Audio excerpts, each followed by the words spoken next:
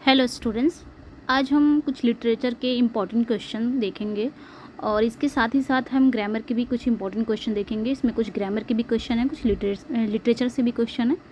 Okay, so let's begin, start करते हैं। इसके पहले हमने 60 क्वेश्चन देख लिए थे, जिसमें आपके प्योरली क्या थे, वो पूरे लिटरेचर के ही थे। इसमें आपको लिटरेचर भी मिलेंगे, ग्रामर भी मिलेंगे। Okay, secondary imagination is, secondary imagination क्या होते हैं, ये चीज़ हमें बतानी है कि सेकेंडरी इमेजिनेशन क्या होते हैं। तो यहाँ पे जो हमारा राइट आंसर हो जाएगा, पहला है belongs to purely to the poet who can consciously shape new worlds. मतलब यहाँ पे क्या कह रहा है कि बिलोंग करता है, सेकेंडरी इमेजिनेशन क्या है कि वो बिलोंग करता है प्योरली पोएट से, जो क्या कर सकते हैं, who can consciously shape new worlds, जो न्यू वर्ल्ड्स को एक नए शेप दे सकते हैं। सेकेंडरी इमेजिनेशन का मतलब यही होता है। तो राइट आंसर यहाँ पे हमारा ए हो जाएगा, belongs to purely to the poet who can consciously shape new world. आगे देखेंगे next, it is an inferior faculty to imagination. यहाँ पे क्या कह रहा है कि ये कल्पना से एक हीन क्षमता है, ये इमेजिनेशन से एक इन्फीरियर फैकल्टी है। It acts mechanically in bringing together various dissimilar components to produce appropriate image। ये एक appropriate image बनाने के लिए, मतलब एक उचित छवि बनाने के लिए विभिन्न dissimilar components को एक साथ लाने में, components मतलब क्या होता है, घटक, घटक हो जाएगा यहाँ पे। मतलब यहाँ पे क्या कर रहा है कि ये उचित छवि बनाने के लिए विभिन्न असमान घटकों को एक साथ लाने में क्या करता है, आंतरिक रूप से कार्य करता है। It is the logical faculty, ये एक लॉजिकल, एक तार्किक फैकल्टी है। दिस रेफर्स टू, ये किसे रेफर कर रहा है, यहाँ पे इमेजिनेशन की बात कर रहा है। तो हम इमेजिनेशन पे नहीं जाएंगे, ना ही प्राइमरी इमेजिनेशन है ना ही सेकेंडरी। यहाँ पे राइट आंसर आपका फैंसी हो जाएगा, ये फैंसी की बात कर रहा है। ओके, राइट आंसर यहाँ पे आपका फैंसी हो जाएगा, A will be right. Next, Which of the following periodical was established and edited by Coleridge? By Coleridge। यहाँ पे कहा जा रहा है कि कॉलरिज द्वारा निम्नलिखित में से किस पत्रिका की स्थापना और संपादन किया गया था। कॉलरिज के द्वारा निम्नलिखित में से किस पत्रिका की स्थापना, किस पत्रिका की इस्टेब्लिश किया गया था और एडिटेड किया गया था कॉलरिज के द्वारा, किस पत्रिका को। गार्जियन है, वॉचमैन है, बी है, रैम्बलर है। तो ऐसा कौन सी पत्रिका थी जिसमें कॉलरिज ने उसको इस्टेब्लिश भी किया था, एडिट भी किया था।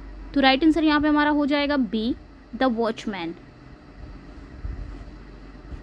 Next, how does Antonio plan to respond to Shylock's insistence to collect his pound of flesh. यहाँ पे क्या कह रहा है कि शाइलॉक के एक पाउंड मांस को इकट्ठा करने के आग्रह पर एंटोनियो ने कैसे प्रतिक्रिया देने की योजना बनाई। How does Antonio plan to respond to Shylock's insistent to collect, क्योंकि शाइलॉक को क्या चाहिए था, एंटोनियो से पाउंड ऑफ फ्लैश चाहिए था। तो यही चीज़ कर रहा है कि शाइलॉक के एक पाउंड मांस को इकट्ठा करने के आग्रह पर एंटोनियो ने कैसे प्रतिक्रिया देने की योजना बनाई, उसको कैसे जवाब देने का योजना बनाया। विद एंगर एंड वायलेंस, कि विद बैगिंग, कि विद रीजनिंग, कि with quietness of spirit. So right answer यहाँ पे हमारा क्या हो जाएगा, राइट आंसर हो जाएगा हमारा डी हो जाएगा, with quietness of spirit. Okay, D will be right. आत्मा की शांति के साथ वो उसको जवाब देने की योजना बना रहा था। With explanation does Shylock give for continuing to pursue his bond. यहाँ पे क्या कहा जा रहा है, कहा जा रहा है कि शाइलॉक अपने बॉन्ड को जारी रखने के लिए क्या स्पष्टीकरण देता है, क्या एक्सप्लेनेशन देता है अपने बॉन्ड को जारी रखने के लिए। टू स्केयर पीपल, लोगों को डराता है। इट अम्यूजेज हिम, या ही हेट्स एंटोनियो की for the attention. So right answer यहाँ पे हो जाएगा आपका सी, बिकॉज ही हेट्स एंटोनियो, क्योंकि वह एंटोनियो से क्या करता है, नफरत करता है। Next, what does Bassanio offer Shylock to persuade मतलब होता है मनाना, okay, him to forfeit his bond। यहाँ पे क्या कहा जा रहा है कि बसेनियो शाइलॉक को मनाने के लिए क्या प्रस्ताव देता है, उसे अपना बंधन यानी कि अपना बॉन्ड जब्त करना होगा। बसेनियो शाइलॉक को मनाने के लिए क्या प्रस्ताव भेजता है कि उसे अपना बॉन्ड को क्या करना पड़ेगा, जब्त करना होगा। तो यहाँ पे जो राइट आंसर हो जाएगा हमारा ए हो जाएगा। उसे 6000 डुकाट्स भेजता है, ऑफर करता है ताकि वो अपने बॉन्ड को भूल जाए। Okay, next, what does Shylock do in anticipation of the judgment. यहाँ पे कहा जा रहा है कि शाइलॉक, यहाँ पे कहा जा रहा है कि फैसले की प्रत्याशा में शाइलॉक क्या करता है, फैसले की एंटिसिपेशन में शाइलॉक क्या करता है। सो राइट आंसर यहाँ पे हो जाएगा बी, वेट्स हिज नाइफ। वह अपने चाकुओं को धार करता है, ठीक है, तेज करता है अपने चाकुओं को। नेक्स्ट क्वेश्चन है, what is the name given to the person who comes to जज एंटोनियोस ट्रायल। मतलब यहाँ पे कहा जा रहा है कि what is the name given to the person, उस पर्सन का क्या नाम दिया गया था जो एंटोनियो की मुकदमे का न्याय करने आता है, जो एंटोनियो के लिए लड़ने आता है कोर्ट में, उस पर्सन को क्या नाम दिया गया था, लॉरेंजो, स्लेरिनो या बाल्थसर या डॉक्टर ब्लेरियो। तो बाल्थसर था। पोर्शिया क्या थी, डिस्गाइज होकर पोर्शिया ही थी। पोर्शिया डिस्गाइज होकर यहाँ पे बाल्थसर बन के आई थी और यही एंटोनियो का मुकदमा यही लड़ने आई थी। ओके, सो यहाँ पे राइट आंसर आपका सी हो जाएगा।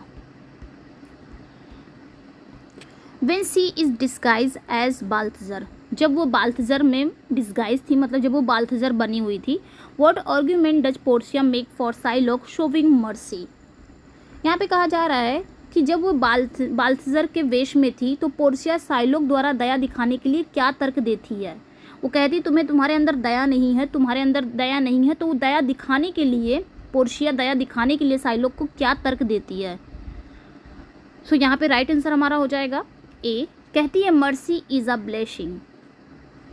Okay, next, what does Bassanio beg the court to do for Antonio's sake. कहा जा रहा है कि बेसेनियो कोर्ट से क्या करने की विनती करता है एंटोनियो के खातिर। तो यहाँ पे राइट आंसर हो जाएगा हमारा D, bend the rules. Okay, next, Portia says that Shylock can take his pound of flesh from Antonio but he must not. Portia कहती है शाइलॉक से कि वो अपना पाउंड ऑफ फ्लेश ले सकता है एंटोनियो से, लेकिन उसे क्या नहीं चाहिए, क्या नहीं करना चाहिए, स्पिल एनी ब्लड, कि वो अपना पाउंड, क्योंकि इसका क्या था कि अगर ये उधार नहीं चुका सकता एंटोनियो तो मैं इसका पाउंड ऑफ फ्लेश लूँगा, मांस का टुकड़ा लूँगा, ये इसने मांगा था। तो ये इसका क्या कहना था पोर्शिया का कि तुम पाउंड ऑफ फ्लेश ले सकते हो, मांस का टुकड़ा ले सकते हो, बट जब तुम मांस का टुकड़ा लोगे, काटोगे, लेकिन एक भी ब्लड नहीं स्पिल होना चाहिए। Next, what will the state seize if Shylock spills a drop of blood while extracting the pound of flesh. यहाँ पे कहा जा रहा है कि यदि शाइलॉक 1 पाउंड मांस निकालते समय खून की एक बूंद भी गिरा दे तो स्टेट यानी कि राज्य क्या जब्त कर लेगा उससे। अगर वो पाउंड ऑफ फ्लेश लेते समय खून की एक ड्रॉप भी गिरा देगा, ब्लड मतलब खून का एक बूंद भी गिरा देता है, तो स्टेट उससे क्या ले लेगा। राइट आंसर यहाँ पे हमारा हो जाएगा ए, हिज इंटायर स्टेट, उसका सारा राज्यपाट स्टेट ले लेगा। Next, Antonio offers to return half of Shylock's state on the condition Shylock. यहाँ पे कहा जा रहा है कि एंटोनियो ने शाइलॉक की शर्त पर शाइलॉक की संपत्ति का आधा हिस्सा लौटाने की पेशकश की। सो यहाँ पे राइट आंसर डी हो जाएगा। 1 मिनट, राइट आंसर यहाँ पे डी हो जाएगा, कन्वर्ट्स टू क्रिश्चियनिटी। यहाँ पे क्या कहता है, जो एंटोनियो है वो ऑफर करता है, मतलब यहाँ पे ये कहा गया था कि अगर शाइलॉक पाउंड ऑफ फ्लेश लेना चाहता तो ले सकता है, बट खून की एक भी बूंद गिरनी नहीं चाहिए। और अगर खून की एक भी बूंद गिर गई तो स्टेट क्या करेगा, राज्य क्या करेगा, उसका सारा इंटायर स्टेट ले लेगा, पूरा राज्यपाट उसका ले लेगा। उसके बाद एंटोनियो क्या ऑफर करता है कि अगर तुम क्रिश्चियनिटी में कन्वर्ट हो जाते हो तो मैं तुम्हारा आधा स्टेट, जो तुम्हारा राज्य आधा है, मैं तुम्हें दे दूंगा। नेक्स्ट क्वेश्चन पे चलते हैं। A song or hymn of grief और lamentation specially one intended to accompany funeral or memorial rites. यहाँ पे कहा जा रहा है कि शोक या विलाप का एक गीत या फिर एक भजन, विशेष रूप से इसमें क्या होता है, अंत्येष्टि या स्मारक संस्कार में शामिल होने के लिए लिखा जाता है, उसे क्या बोलते हैं। मतलब एक सॉन्ग है, एक हिम है या हाइम पढ़ सकते हो, गीत है या भजन है, जो लेमेंटेशन पे लिखी जाती है, खास तौर पर ये फ्यूनरल मेमोरियल राइट्स पे लिखी जाती है, उसे क्या बोलते हैं, बैलेड, लिरिक, डर्ज या यूलोजी। तो बैलेड तो होगा ही नहीं, ना ही लिरिक होगा, और यूलोजी तो प्रशंसा के लिए लिखी जाती है।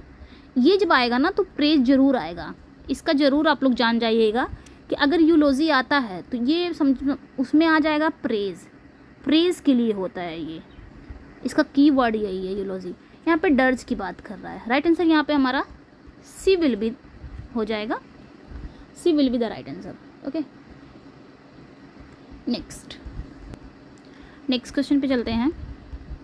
अ comic words compose in irregular rhythm, मतलब एक कॉमिक वर्ड्स होता है जो इरेगुलर रिदम में कंपोज किया जाता है, उसे क्या बोलते हैं। ट्रेजेडी तो नहीं बोलते, ना ही कॉमेडी, ना ही फार्स, इसे डॉगिरल बोलते हैं। डॉगिरल, ये डॉगिरल क्या होता है, एक कॉमिक वर्ड्स होता है जो इरेगुलर रिदम में लिखी जाती है, इसको ऐसे ही याद कर सकते हैं आप। Next, a short pastoral poem usually in dialogue on the subject of rural life on the society of shepherds, depicting rural life as free from the complexity and corruption of more civilized life। यहाँ पे कहा जा रहा है कि ग्रामीण जीवन और चरवाहों की समाज के विषय पर आमतौर पर डायलॉग में, मतलब क्या है, संवाद में एक छोटी देहाती कविता ग्रामीण जीवन को अधिक सभ्य जीवन की जटिलता और भ्रष्टाचार से मुक्त दर्शाती है। ऐसी कौन सी कविता है, अब हम अपनी भाषा में समझेंगे कि एक शॉर्ट पेस्टोरल पोयम है और जो किस में होती है, डायलॉग में होती है, संवाद में होती है, और इसका सब्जेक्ट क्या है, इसका सब्जेक्ट है ग्रामीण जीवन के बारे में दिखाता है, द सोसाइटी ऑफ शेफर्ड्स यानी कि चरवाहों के समाज के बारे में भी दिखाता है, इसका विषय यही है, और depicting rural life as free from the complexity corruption and more civilised life, और ये दर्शाता क्या है, ग्रामीण जीवन और चरवाहों के समाज के विषय पर आमतौर पर ये क्या करता है, ग्रामीण जीवन को अधिक सभ्य जीवन की जटिलता और भ्रष्टाचार से मुक्त दर्शाता है। ओके, तो ये क्या है, कॉमिक रिलीफ है या एलेजी है, इंटरल्यूड है या फिर एक लॉग है। तो कॉमिक रिलीफ हो नहीं सकता, ना ही एलेजी है, ना ही इंटरल्यूड, यहाँ पे आपका डी इज करेक्ट, एक लॉग हो जाएगा। एक लॉग एक शॉर्ट पेस्टोरल पोयम है और डायलॉग में होता है। ये छोटे छोटे जो कीवर्ड है आप याद रख सकते हैं। ओके, और इसमें आप और क्या याद रख सकते हैं, रूरल लाइफ को, और यहाँ शेफर्ड्स की सोसाइटी को भी ये क्या है, इसका सब्जेक्ट दिखाता है। Next, the omission of sound or syllable when speaking. यहाँ पे क्या कहा जा रहा है, कि ध्वनि का जो लोप है, मतलब यहाँ पे क्या है, the omission of sound or syllable, मतलब ध्वनि का जो लोप या शब्दांश जब बोलते समय हम क्या कर देते हैं, उसको गायब कर देते हैं, वो क्या होता है। जैसे हम आई एम बोलते हैं, आई एम यहाँ पे है, आई एम ऐसे लिखा जाता है ना, आई एम, तो हम क्या करते हैं, ई को ही हम गायब कर देते हैं, वहाँ पे हम ऐसे करते हैं, ई को गायब करके आई एम इस तरह हम लिख देते हैं या बोलते हैं। लेट्स बोल सकते हैं, लेटस ऐसे लिखा जाता है ना, लेटस, तो ऐसे भी बोल सकते हैं लेटस, या फिर लेट्स बोल सकते हैं। तो यू को हम क्या कर देते हैं, रिमूव कर देते हैं, गायब कर देते हैं, यहाँ पे बस हम बोलते हैं लेट्स। तो ऐसे वर्ड को हम क्या कहते हैं, जब हम किसी साउंड या सेलेबल को क्या कर देते हैं, गायब कर देते हैं बोलते समय, उसे क्या बोलते हैं। तो राइट आंसर ओमिशन बोलते हैं, एलिशन, साइलेंट, पिच या इंटोनेशन बोलते हैं। तो यहाँ पर जो राइट आंसर हो जाएगा हमारा, वो हो जाएगा बी इज करेक्ट, एलिशन बोलते हैं। आप ऐसे याद रख सकते हैं, यहाँ पे एग्जाम्पल भी दिया हुआ है।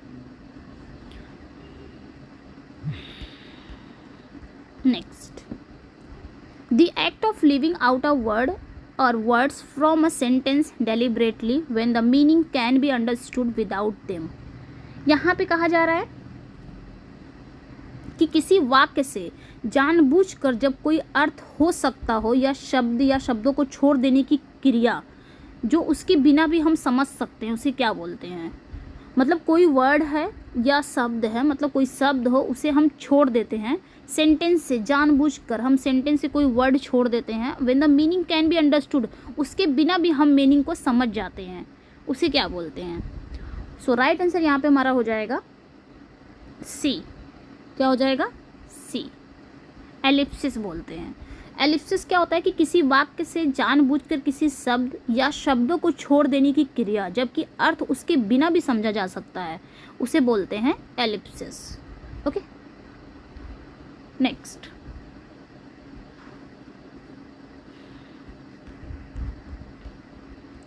The act of correcting or improving our text or a change made to correct or improve our text। यहाँ पे क्या कहा जा रहा है कि किसी पाठ को सुधारने या सुधारने का कार्य या किसी पाठ को सही करने या सुधारने के लिए किया गया संशोधन क्या कहलाता है, ये पूछ रहा है। तो यहाँ पे क्या हो जाएगा, बी सही हो जाएगा। एमेंडेशन, एमेंडेशन मतलब होता ही है संशोधन। ओके, संशोधन। यहाँ पे भी अमेंडमेंट मतलब ही होता है संशोधन, बट यहाँ पे बी आपका सही हो जाएगा। ओके, मतलब किसी पाठ को सुधारने का कार्य या किसी पाठ को सही करने की, सुधारने की जो कार्य होता है वो क्या कहलाता है, emendation. Next, the ability to share someone else feelings or experience by imagining what it would be like to be in that person's situations। तो यहाँ पे क्या कहा जा रहा है, किसी अन्य व्यक्ति की स्थिति में क्या होगा इसकी कल्पना करके उसकी भावनाओं या अनुभवों को साझा करने की क्षमता क्या कहलाती है। इम्पैथी, अपैथी, सिंपैथी या एंटीपैथी। तो हम पढ़े थे ना इम्पैथी, यहाँ पे राइट आंसर आपका इम्पैथी हो जाएगा।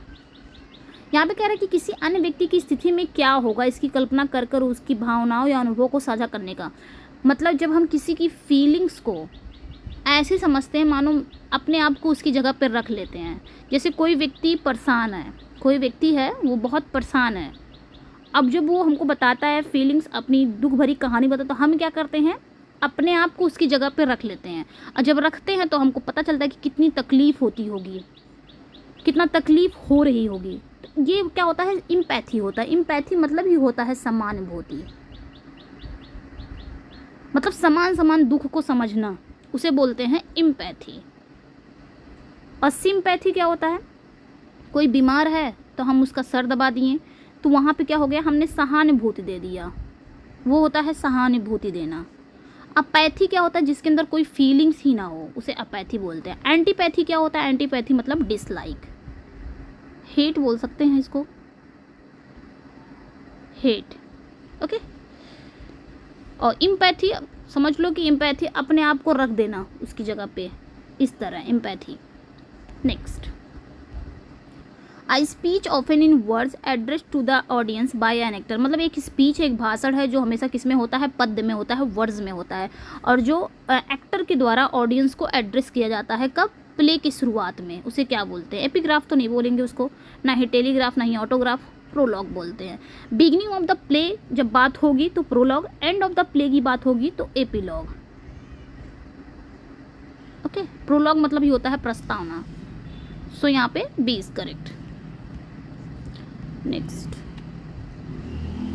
क्वेश्चन है, an inscription on or at a tomb or a grave in memory of the one buried there. मतलब यहाँ पे कहा जा रहा है कि किसी कब्र पर या उस पर दफनाए गए व्यक्ति की याद में एक शिलालेख लिखा गया, उसे क्या बोलते हैं, इंस्क्रिप्शन या ट्रांसफर एपिथेट या एपिग्राफ या एपिटैफ। तो टूम्ब पर या ग्रेव पर अगर कोई इंस्क्रिप्शन हो, कोई शिलालेख लिखा गया हो कब्र पर, उसे क्या बोलते हैं, एपिटैफ बोलते हैं,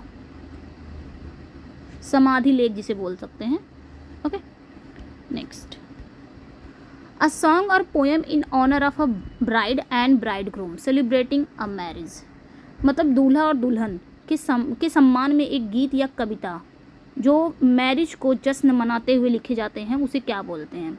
तो मैरिज तो सबसे बड़ा की वर्ड है, उसे क्या बोलते हैं, एपिथैलेमियम। ये किसने लिखा था, एडमंड स्पेंसर ने। ओके, नेक्स्ट,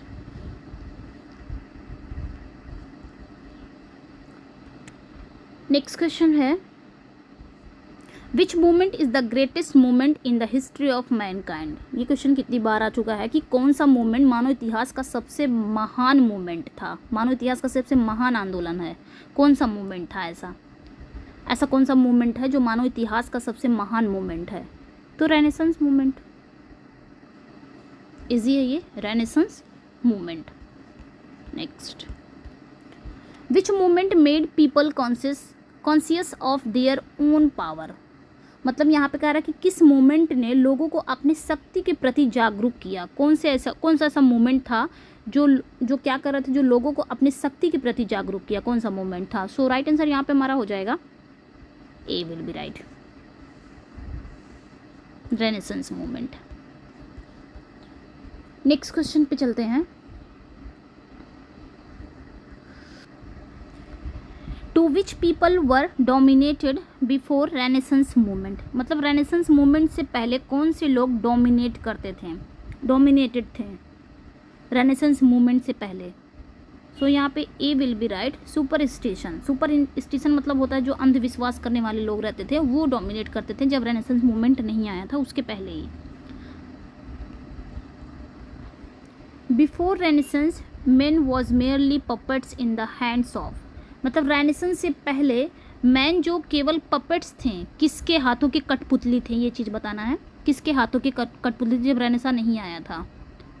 सो यहाँ पे राइट आंसर हो जाएगा डी, गॉड के भी थे, मतलब वो गॉड को भी मानते थे, डेस्टिनी के भी थे, फेट को भी मानते थे। सो यहाँ पे D will be right.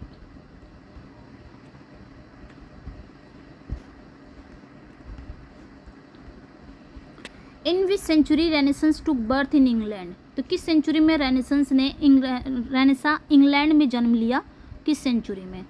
So right answer यहाँ पे सी हो जाएगा, मिडिल ऑफ 15th सेंचुरी में वो इंग्लैंड में आया था। ये हमने डिटेल पढ़ा है हिस्ट्री ऑफ इंग्लिश लिटरेचर, जो मेरी वीडियो है चैनल पे, आप जाके वहाँ पे चेकआउट कर सकते हैं। Next, complete the sentence. यहाँ पे बताना है, टीजीटी 2013 में आया है, इसको कंप्लीट करना है। The reversal of Fortune of a tragic hero is called. The reversal of Fortune of a tragic hero is called, उसे क्या बोलेंगे। सो राइट आंसर यहाँ पे हमारा हो जाएगा B, peripeteia. Okay, next, who quoted these lines about tragedy. Tragedy के बारे में ये लाइन कौन कहता है। The plot then is the first principle. मतलब जो प्लॉट है वो फर्स्ट प्रिंसिपल है and soul of tragedy. Tragedy का जो सोल है वो क्या है, प्लॉट है। And character hold the second place, और जो कैरेक्टर हैं वो सेकेंड प्लेस पे आते हैं। ऐसा किसने कहा है कि जो ट्रेजिडी का सोल कौन है, वो प्लॉट है, कैरेक्टर सेकेंड पे आते हैं, ऐसा किसने कहा है। सो राइट आंसर यहाँ पे हमारा हो जाएगा बी, एरिस्टोटल ने कहा है। और शेक्सपियर ने ठीक उल्टा कहा है, शेक्सपियर ने सबसे पहले कैरेक्टर को सोल कहा है, मतलब फर्स्ट प्लेस पे रखा है। Who define tragedy in the following manner. किसने ट्रेजिडी को निम्नलिखित तरीकों से डिफाइन किया है, क्या कहा है। Tragedy is an imitation of action. Tragedy क्या है, एक एक्शन का इमिटेशन है, that is serious, complete and certain end of a certain magnitude. ऐसा किसने कहा है। सो राइट आंसर यहाँ पे अरिस्टोटल हो जाएगा। नेक्स्ट क्वेश्चन है, मोरालिटी प्लेज वर रिटन। जो नैतिकता के प्ले होते थे वो कब लिखे गए थे। सो राइट आंसर यहाँ पे हमारा हो जाएगा A, in the 15th and 16th century में लिखे जाते थे। ओके, ये याद कर लीजिएगा, इंपॉर्टेंट है, टीजीटी 2010 में आया भी क्वेश्चन है ये। Next, the originator and Neymar of deconstruction is. मतलब जो ओरिजिनेटर है, नेमर है, डिकंस्ट्रक्शन का ओरिजिनेटर और नेमर कौन है। सो राइट आंसर यहाँ पे ई हो जाएगा, जैक्स डेरिडा। तो यहाँ पे जैक्स डेरिडा हो जाएगा। जैक्स डेरिडा मतलब डिकंस्ट्रक्शन थ्योरी जो है ये किसने दिया था, ये जैक्स डेरिडा ने दिया था। कहाँ पे, इनकी एक बुक थी ऑफ ग्रामेटोलॉजी, जो कब आया था, 1967 में आया था। इनमें इन्होंने दिया था, कहा था कि रीडिंग अगेंस्ट द ग्रेन, जो रीडिंग है वो रीडिंग अगेंस्ट द ग्रेन,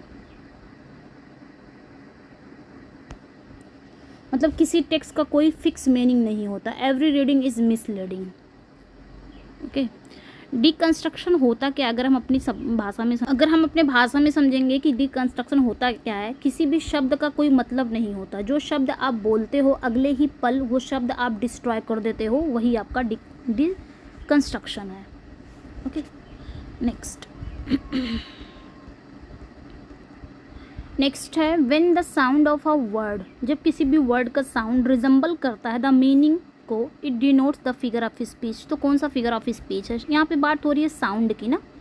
जब भी बात साउंड की होती है ना तो हम एक ही फिगर ऑफ स्पीच पे जाते हैं। वो फिगर ऑफ स्पीच कौन सी है? Onomatopoeia. Next, the repetition of vowel sound in sequence of near by words is called. मतलब यहाँ पे क्या कह रहा है कि रिपीटेशन वाउल साउंड की रिपीटेशन होना क्या कहलाता है? राइम तो होगा नहीं, ना ही रिदम, ना ही caesura. So C is correct, assonance. जब वाउल साउंड की रिपीटेशन होगी तो एसोनेंस, कॉन्सोनेंट साउंड की रिपीटेशन होंगी तो कॉन्सोनेंस हो जाएगा। Okay, next, what is the name of an implied simile. Implied simile का क्या नाम है? ये आपका पीजीटी 2000 में आया था। तो इम्प्लाइड सिमली का दूसरा नाम क्या है? सो राइट आंसर यहाँ पे हमारा हो जाएगा A. A will be right. Metaphor, William Shakespeare was born in. ये आपके 4 में भी आया है, 9 में भी आया है। PGT, William Shakespeare was born in. William Shakespeare पैदा हुए थे, कब पैदा हुए थे? तो यहाँ पे जो राइट आंसर हो जाएगा बी हो जाएगा 23rd of April 1564 में ये पैदा हुए थे। ओके, और इनकी डेथ कब हुई थी?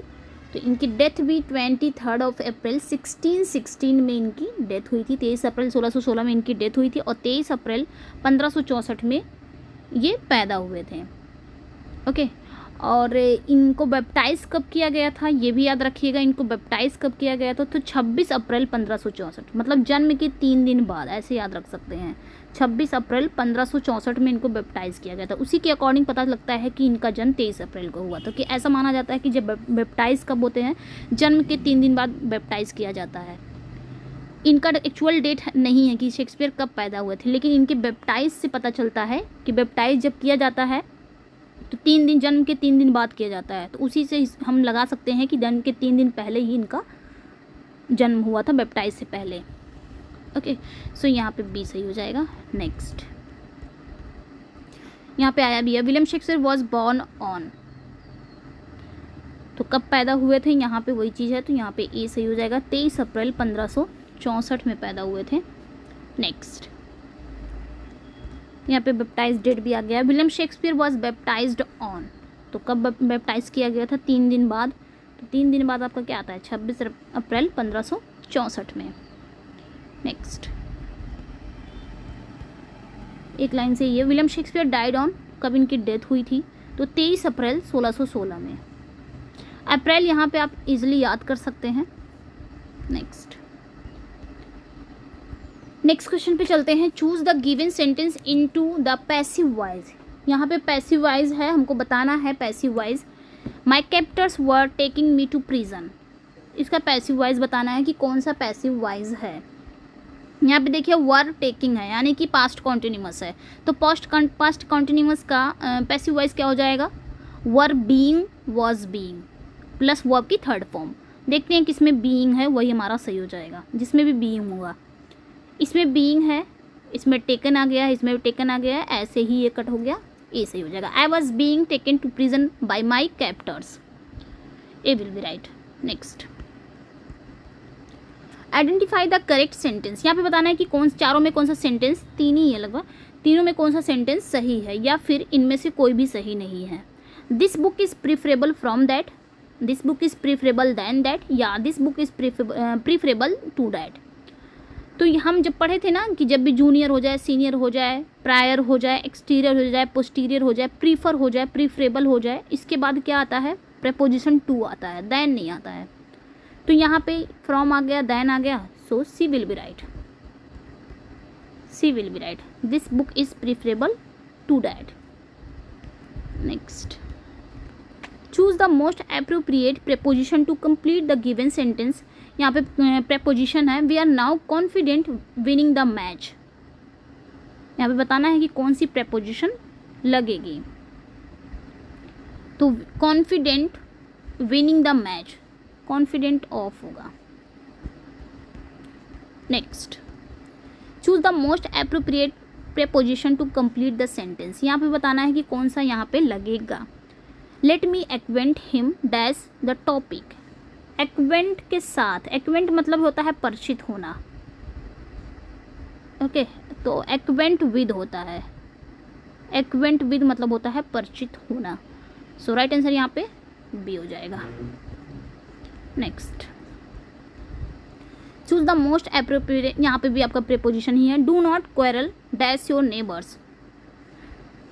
तो याद रखिएगा, हमने पढ़ा है ना प्रेपोजिशन वाले, मैंने बताया है, अच्छे से समझाया है क्वेरल के साथ क्या क्या हम लगा सकते हैं। क्वेरल विद, क्वेरल विद जब हम किसी पर्सन से झगड़ा करते हैं ना, जब किसी पर्सन से झगड़ा करते हैं तो क्वेरल विद ही आता है, यहाँ पे क्वेरल विद आ जाएगा। और जब दो पर्सन के बीच में झगड़ा हो रही है तो क्वेरल बिटवीन हो जाता है। मोर देन टू हो तो क्वेरल अमंग हो जाता है। और ऐसे ही जनरली एक की बात हो रही हो तो क्वेरल विद लगता है। सो यहाँ पे C will be right. Okay next, fill in the blank with appropriate choice. If you go out, I the cricket match. If you go out,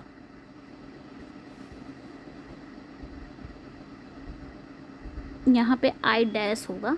okay, if you go out I dash the cricket match. यहाँ पे आपको fill करना है B form यानी कि verb. I dash the cricket match, dash है यहाँ पे। तो यहाँ पे क्या होगा, if you go out I dash the cricket match. तो कंडीशनल सेंटेंस का जो पहला है पोर्शन की मतलब इफ़ वाला जो पोर्शन है वो किस में जाएगा, इफ़ वाला जो पोर्शन है वो आपका सिंपल प्रेजेंट में जाता है और उधर वाला सेंटेंस विल या शैल में जाता है। तो यहाँ पे ये आपका प्रेजेंट में गया है तो यहाँ पे आपका डैश जो है यहाँ पे क्या लगेगा, शैल वॉच होगा या फिर मस्ट वॉच होगा या वॉच होगा या फिर वुड वॉच होगा। तो राइट आंसर यहाँ पे ये हो जाएगा, शैल वॉच हो जाएगा। If you go out I shall watch the cricket match. Next question पे चलते हैं। Choose the alternative which can best replace underline, the underline है ये, underline word in the following sentence. Ant is believe to be most industrious creature. यहाँ पे जो industrious यहाँ पे अंडरलाइन था, 1 मिनट, यहाँ पे अंडरलाइन है। यहाँ पे क्या कहा जा रहा है कि रिप्लेस करना है हमको, इस चीज़ को रिप्लेस करना है इंडस्ट्रियस को। आंट को माना जाता है मतलब चींटियों को माना जाता है कि वो सबसे ज़्यादा मेहनती प्राणी होते हैं। इंडस्ट्रियस मीन्स क्या होता है, परिश्रमी या मेहनती। तो इंडस्ट्रियस को ही हमको रिप्लेस करना है। सेंसिबल है, डिलिजेंट है, पंक्चुअल है या सक्सेसफुल है। तो डिलिजेंट मतलब भी होता है मेहनती और परिश्रमी। सो यहाँ पे बी विल बी राइट हो जाएगा क्योंकि यही रिप्लेस कर सकते हैं। बाकी ये सेंसिबल तो नहीं होगा, ना ही सक्सेसफुल। पंक्चुअल मतलब होता है जो नियमित रूप से अपना काम करते हैं, जिसे हम बोल सकते हैं पाबंद, मतलब जो नियमित रूप से अपना काम करते हों उसे बोलते हैं पंक्चुअल। सो यहाँ पे बी सही हो जाएगा। Next, in teaching poetry the emphasis is laid on. यहाँ पे क्या जा रहा है कि टीचिंग पोइट्री में किस पर बल दिया जाता है, काव्य शिक्षण में किस पर ज़्यादा बल दिया जाता है, एप्रिशिएशन पर कि ग्रामर पे या स्ट्रक्चर पे या वोकेबलरी पे। तो जो टीचिंग पोइट्री है ना उस पे किस पे बल दिया जाता है, एप्रिशिएशन पे दिया जाता है। राइट आंसर यहाँ पे आपका हो जाएगा ए, सराहना पे। Next, which of the following alternatives provides the most appropriate one word, यहाँ पे बताया है। A supporter of the cause of women, महिलाओं के हितों का जो समर्थक करता है, मतलब महिलाओं के हितों के लिए जो सपोर्ट करता है उसे क्या बोलते हैं। एफेमिनेट, सोफिस्ट या फेमिनिस्ट या फेमिनाइन। तो उसे बोलते हैं फेमिनिस्ट। जो महिलाओं के हितों के लिए यानी महिलाओं की जो सपोर्ट में रहता है उसे क्या बोलते हैं, फेमिनिस्ट यानी कि नारीवादी उसे बोलते हैं। इफेमिनेट मतलब वो होते हैं जो औरतों जैसा काम करते हैं, औरतों जैसे उनकी आदत होती है, उसे इफेमिनेट करते हैं। यहाँ पे सी सही हो जाएगा। Next,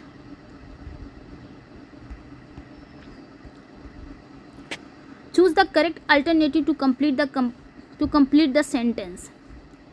the gardens in Srinagar are more beautiful than. यहाँ पे श्रीनगर के गार्डन की बात हो रही है, मैसूर के गार्डन से कंपैरिजन हो रही है कि श्रीनगर का जो बागीचा है, श्रीनगर के जो बागीचे हैं वो सबसे ज़्यादा सुंदर हैं मैसूर के बागीचे से। तो जब भी कभी हम सिटी की कंपैरिजन करते हैं, कंट्री से कंपैरिजन करते हैं या उसमें किसी भी चीज़ की हम कंपैरिजन करते हैं, तो जिससे कंपैरिजन कर रहे हैं या जिससे कंपैरिजन की जा रही है, अगर वो आपका सिंगुलर है तो दैट ऑफ लगेगा, प्लूरल है तो दोज ऑफ लगेगा। यहाँ पे देखिए श्रीनगर की बात नहीं हो रही है, श्रीनगर और मैसूर की बात नहीं हो रही, श्रीनगर के बागीचों की बात हो रही है। श्रीनगर के बागीचों की बात किससे की जा रही है? मैसूर के बागीचों से कर रही है। तो गार्डन्स क्या है यहाँ पे? प्लूरल है तो दोज ऑफ लगेगा, एक कट जाएगा, बी सही हो जाएगा। दोज ऑफ मैसूर मतलब श्रीनगर के जो बागीचे हैं वो मैसूर के बागीचों से ज़्यादा सुंदर हैं। सो यहाँ पे दोज ऑफ लग जाएगा। अगर यहीं पे सिंगुलर होता, गार्डन होता ओनली, तो दैट ऑफ लग जाता। Next, fill in the blank with appropriate auxiliary verb. यहाँ पे ऑक्सिलरी भरना है यानी कि हेल्पिंग वर्ब भरना है हमको। आई विश आई डैश डिड। तो यहाँ पे जब भी हम आई विश वाला करते हैं यानी कि इमेजिनेटिव चीज़ें जब करते हैं, कल्पनाशील वाले जो सेंटेंस होते हैं, उसके साथ हम क्या लगाते हैं? सब्जेक्ट हमारा कोई भी हो, जो हमारा ऑक्सिलरी वर्ब होता है यानी कि हेल्पिंग वर्ब होता है वो हमारा वर ही होता है। So D will be right. I wish I were dead. Okay, next question है, choose the correct part of speech of the underline word in the following sentence. यहाँ पे बताना C ran fast in the tournament. ये जो underline portion है ये पूछ रहा है कि इसका क्या है, मतलब कौन सी पार्ट्स ऑफ स्पीच है ये। तो सी क्या है? सब्जेक्ट। रैन क्या है? वर्ब। फास्ट यहाँ पे इन क्या है? प्रेपोजिशन। द क्या है? आर्टिकल। टूर्नामेंट क्या है? नाउन है। तो फास्ट क्या है? मतलब वह दौड़ी, वह दौड़ी। कैसे दौड़ी? तेज दौड़ी। तो ये वर्ब को क्वालिफाई कर रहा है। किसको क्वालिफाई कर रहा है? वर्ब को, कि वो कैसे दौड़ी, तेज दौड़ी। कैसे आ गया ना? हाउ। हाउ किस में रहता है? एडवर्ब में रहता है। एडवर्ब ऑफ मैनर की बात कर रहा है यहाँ पे। तो ये फास्ट क्या है? एडवर्ब है। फास्ट क्या है यहाँ पे? एडवर्ब है। So A will be right. Next,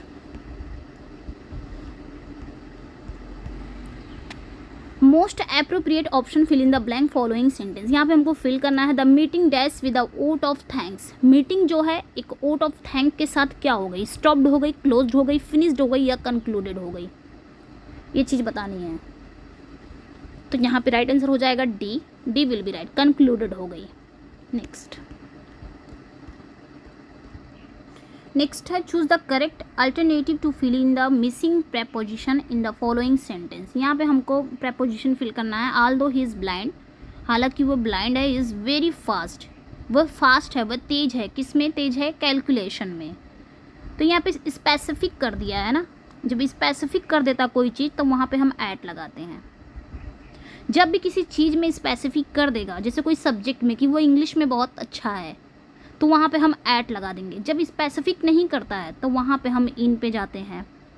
okay, जैसे he is good in studies, studies कर दिया तो वहाँ पे स्पेसिफिक नहीं कर रहा, वहाँ पे इन कर लगा देंगे हम। अब यहाँ पे क्या कह रहा है कि वो कैलकुलेशन में फास्ट है, कहीं ना कहीं ये स्पेसिफिक कर दिया है। सो यहाँ पे हम बी लगाएंगे, मतलब ऐट लगाएंगे। ऐट हो जाएगा आपका। ऐट लगता है जब स्पेसिफिक हो जाता है। Next,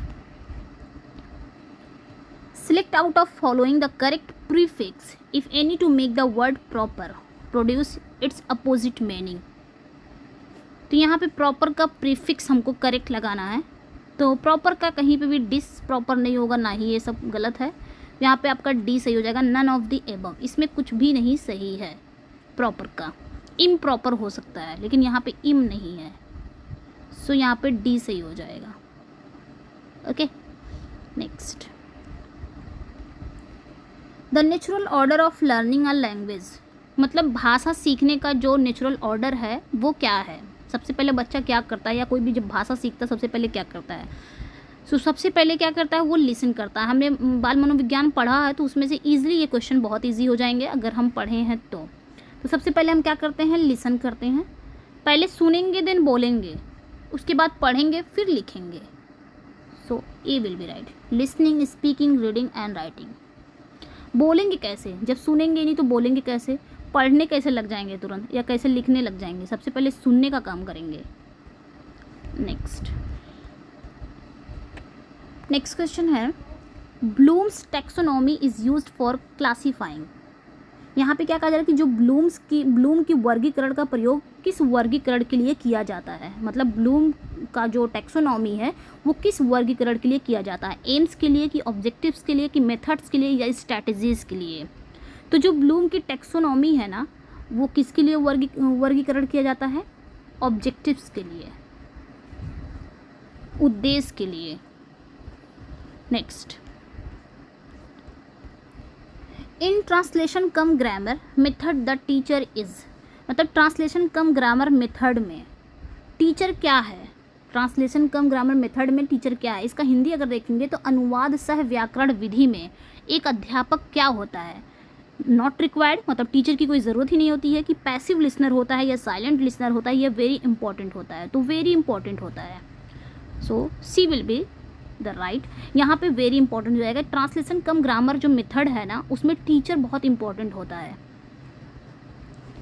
next, the main aim of using direct method is to enable the listener to get mastery in the use of. यहाँ पे क्या कहा जा रहा है कि डायरेक्ट मेथड का यूज़ का जो मेन उद्देश्य है, जिससे जो लिसनर है, जो श्रोता हैं, वो मास्टरी, मतलब क्या हो जाए? मास्टरी के लायक हो जाए। मतलब यहाँ पे कहना क्या है कि प्रत्यक्ष विधि यानी कि डायरेक्ट मेथड के प्रयोग का मुख्य उद्देश्य श्रोता के प्रयोग में निपुणता प्राप्त करना है। तो किस चीज़ का प्रयोग करके वो मास्टरी प्राप्त कर सकते हैं? जो लिसनर हैं, जब हम डायरेक्ट मेथड का यूज़ करके, ओके, मतलब डायरेक्ट मेथड का यूज़ करके जो मेन उद्देश्य है कि लिसनर क्या हो जाए, किस चीज़ का प्रयोग करके वो क्या हो जाए? निपुण प्राप्त कर लें। तो फॉरेन लैंग्वेज, ऐसा डायरेक्ट मेथड का क्या है कि डायरेक्ट मेथड जब यूज़ होगा ना, तो उसका मेन उद्देश्य यही होता है कि जो लिसनर हैं वो क्या करते हैं? फॉरेन लैंग्वेज का यूज़ करके उसमें मास्टरी प्राप्त कर लेते हैं, मतलब निपुणता प्राप्त कर लेते हैं। Okay, next, in structural approach is a listener gets mastery in. यहाँ पे कहा जा रहा है कि स्ट्रक्चरल अप्रोच में श्रोता को मिलता है, किस में महारत हासिल होता है? एक लिसनर को किस चीज़ में महारत हासिल होता है स्ट्रक्चरल अप्रोच में? सो राइट आंसर यहाँ पे हमारा हो जाएगा डी, स्ट्रक्चर ऑफ सेंटेंस में एक लिसनर को मास्टरी प्राप्त होता है।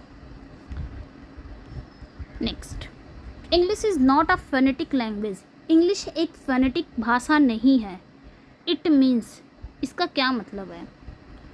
तो इसका क्या मतलब है? राइट आंसर यहाँ पे हमारा बी हो जाएगा, pronunciation of a word is not sum total of the sounds of letters. मतलब किसी शब्द का उच्चारण कुल योग नहीं है अक्षरों की जो ध्वनियाँ हैं। यहाँ पे बी सही हो जाएगा। Next, in English language there are. English language में क्या है? सो राइट आंसर यहाँ पे हमारा हो जाएगा ए, 12 वाउल साउंड है, 8 डिप्थोंग्स है, 24 कॉन्सोनेंट साउंड है। टोटल कितने साउंड है? टोटल 44 साउंड है, जिसमें हम 20 साउंड को अलग कर देते हैं, ये वाउल साउंड है, और 24 साउंड जो होते हैं वो आपके कॉन्सोनेंट साउंड है। इतना तो आप जान के रहिए। उसके बाद इसको भी अलग कर देता है, जो 20 वाउल साउंड है इसको डिवाइड कर देते हैं, तो इसमें कितने होते हैं? 8 डिप्थोंग्स होते हैं, 12 कितने होते हैं? वाउल साउंड होते हैं। तो यहाँ पे हमारा ए विल भी राइट हो जाएगा। Next, which of the following is not the characteristic of a good hand writing. एक अच्छी राइटिंग के लिए, इस निम्नलिखित में से कौन सा एक अच्छी राइटिंग के लिए विशेषता नहीं है? अच्छी लिखावट की विशेषता कौन सा इसमें नहीं है? तो अच्छी लिखावट की विशेषता आपका डिस्टिंक्टिवनेस, ये ज़रूर होना चाहिए। जो आपका डिस्टिंक्टिवनेस है ये होना चाहिए, और आपका सिंप्लिसिटी होता है, स्पीड भी होता है अच्छी लिखावट के लिए, बट लाउडनेस नहीं होती है। ये इसकी कैरेक्टरिस्टिक नहीं है, लाउडनेस नहीं है। नेक्स्ट, विशिष्टता है, डिस्टिंक्टिवनेस मतलब होता है विशिष्टता, सिंप्लिसिटी भी है, होनी चाहिए, गति भी होनी चाहिए, बट लाउडनेस इसमें नहीं है, यहाँ पे नॉट पूछा है। Next, the main purpose of teaching poetry is to develop correct language standards. मतलब यहाँ पे कह रहा है कविता शिक्षण का मुख्य उद्देश्य क्या चीज़ को विकसित करना है? टीचिंग पोएट्री का जो मेन पर्पज है वो किस चीज़ को विकसित करना है? सो राइट आंसर यहाँ पे हो जाएगा D, aesthetic sense and power of imagination. मतलब सौंदर्य बोध और कल्पना शक्ति, इसके स्टैंडर्ड की लैंग्वेज को विकसित करना है। एंड लास्ट क्वेश्चन है आज का, which of the following is not the example of the free composition in English. यहाँ पे क्या कहा जा रहा है कि निम्नलिखित में से कौन अंग्रेजी में मुक्त रचना का उदाहरण नहीं है। निम्नलिखित में से कौन इंग्लिश में फ्री कंपोजिशन का उदाहरण नहीं है। तो स्टोरी राइटिंग है, एस्से राइटिंग भी है, पोइट्री राइटिंग है, पिक्चर कंपोजिशन नहीं है। So D will be the right answer. Picture composition नहीं है किसकी, फ्री कंपोजिशन के एग्जाम्पल में ये नहीं है पिक्चर कंपोजिशन। तो स्टूडेंट्स ये थे हमारे 125 क्वेश्चन। इसके पहले हमने पार्ट 1 चैनल पे अपलोड कर दिए हैं, उसमें सिर्फ हमने लिटरेचर पढ़ा था, इसमें ग्रामर भी था और ये आज कंप्लीट हो गए हैं। तो अपना फीडबैक ज़रूर दीजिएगा, आपने इसमें कितने स्कोर किए हैं ये भी बताइएगा, शेयर ज़रूर करिएगा आपने इसमें कितने स्कोर किए हैं। ओके, और चैनल पे नए हैं तो चैनल को सब्सक्राइब करिए, वीडियो को लाइक एंड शेयर ज़रूर कर दीजिएगा। इसका PDF चाहिए तो आप हीना इंग्लिश क्लासेस से टेलीग्राम पे ज्वाइन हो सकते हैं, वहाँ पे आपको इसका PDF मिल जाएगा। Thank you.